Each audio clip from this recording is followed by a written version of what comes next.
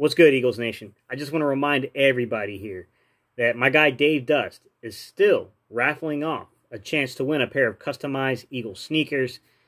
This is just, I mean, look at the artwork on these things, guys. I mean, he is really gifted. He's really skilled with the, the pen in his hand. Far better than I've ever been at doing this. Don't miss your opportunity, guys. The link is in the description below to win these shoes. Hey, I got to be honest with you, man. I'm hoping I get them. All right, Joe. Peace.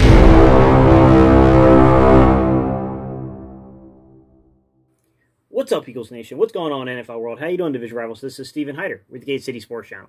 The sports channel where the cerebral NFL fan comes for about 10 minutes of daily content. All right, ladies and gentlemen, today's conversation, topic, if you will, is a continuation of yesterday's video and basically analyzing every one of Jalen Hurts' 13 throwaway passes on the season. Yesterday, if you missed that video, guys, I will link it at the end of this video. But basically, we got into a conversation, a discussion. I broke down the film, and I kind of explained to everybody the inner workings of what was going on with the New Orleans game. So today, we're going to pick it up. We're going to have a continuation of that discussion, but it's going to be centered around the two throwaways from the Arizona game, guys. So without further ado, guys, I want to really get us into this conversation. I want to get us into this discussion. So let's go ahead. Let me flip it around, and let me start breaking down some of the film. All right, Joe, let's get it. Here's Hurts, the pressure coming. Yep, he's just got... All right, moving on to game number 2 against Arizona. First quarter, 9-minute and 40-second mark. It's a 3rd and 8, guys. This is the play that Jalen Hurts gets called for intentional grounding. I'm not justifying an intentional grounding, guys. Don't get me wrong. I'm just saying scheme design here stunk. He's got to get rid of it. That may be grounding. And if it is, it's a safety. So Arizona's going to come with a containment blitz. All right, they're covering all outside avenues, sending people through the middle. They're making sure there's nowhere to step up and run. All right. On top of that, guys, they're going to play a little bit of cover a man situation here. All right.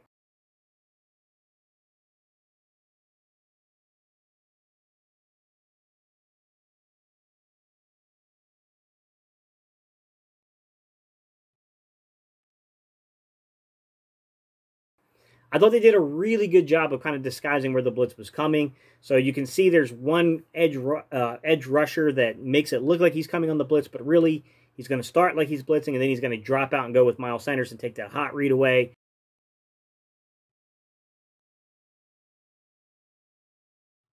Then you got, a safety and a linebackers just kind of filling in as the rest, of the blitzes here.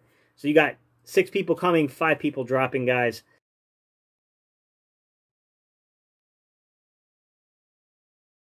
This is tough, man. This is tough on a rookie quarterback, guys. There's nowhere to go with this football.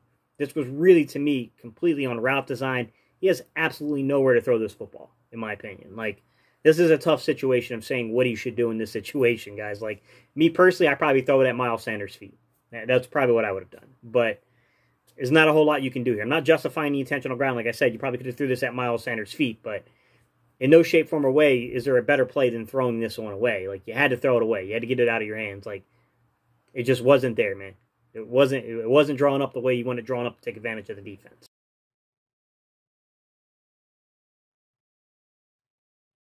Just to clarify my comments here, guys, when I say it wasn't drawn up to take advantage of the defense, this is where I have a lot of high hope for guys like Nick Sirianni, Shane Steichen, our offensive coordinator, Brian Johnson, our quarterback coach. This is where I think, these guys give me hope for Jalen Hurts, because what I'm talking about is being a little bit more true or traditional to the West Coast offense and having more man-beating, lateral, plays, kind of routes drawn up, and not so vertical to where when a team just brings an all-out blitz like this, you've got guys that can get open quickly, and you've got an opportunity to get the ball out of your quarterback's hand and into a playmaker's hand. That's what I mean when I say this, guys. 15 seconds left. Hurts steps up and throws it away. All right, ladies and gents, and the last play I'm going to show you all today comes from the 4th quarter, 14 seconds left. We're, Arizona 31. We're in a tight game. We're down here in this area, this opportunity to potentially steal one from the Cardinals on the road. They're running a flood concept. Look down to your bottom of your screen, you're right, okay? If you see that there, you're going to see that you got 3 receivers kind of stacked together. Alshon Jeffrey, I believe that's Zach Ertz, and then you got Travis Fulgham. So they have the bigger guys, the hands team, right? They're leaving Goddard in the block. This is a simple flood concept where you're trying to manipulate either a corner, a safety or hook defender here, guys, and you're running 3 layers to the same 3 levels to the same exact side of the field, right? So Hurts is going to run your kind of small, short out route. You got a middle kind of developing route to Fulgham there, and then you got the deeper kind of more, vertical route kind of going there to Alshon Jeffrey.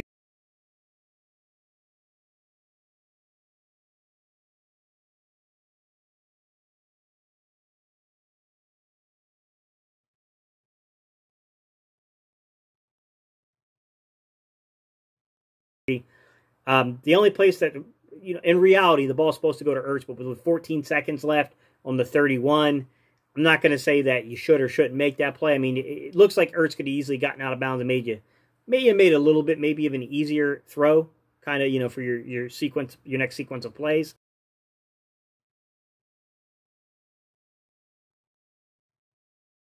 But that's not winning the football game, guys. It's not like you can fault him there. He ends up throwing this one away, just kind of throws it and sails it over Travis, Fulgham's head. There's not a whole lot you can do here, guys. Like I said, yes, if you drew this up and this was a regular, first down, second quarter, whatever, you got plenty of time left on the clock, like, yeah, the ball goes into Zach Ertz. That's where the read's supposed to be on this one. But given the game and the circumstance, like, he was just like, all right, live to play another down. Like, let's try another play, let's try another down, let's try to win this a different way. So, it is what it is there on that particular play, guys.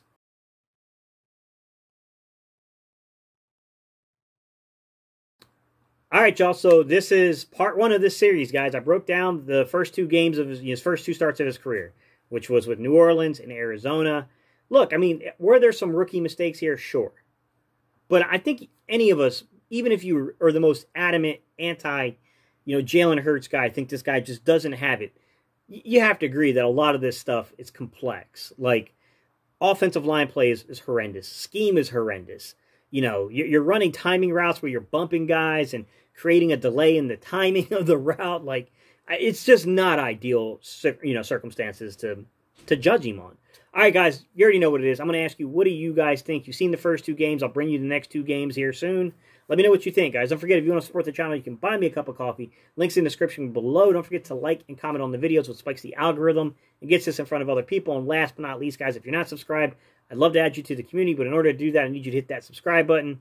All right, y'all, I will see y'all in the next video, and we'll be breaking down Games 3 and Games 4, so Dallas and Washington, and we'll look at the throwaways. All right, y'all, peace. I'm out of here.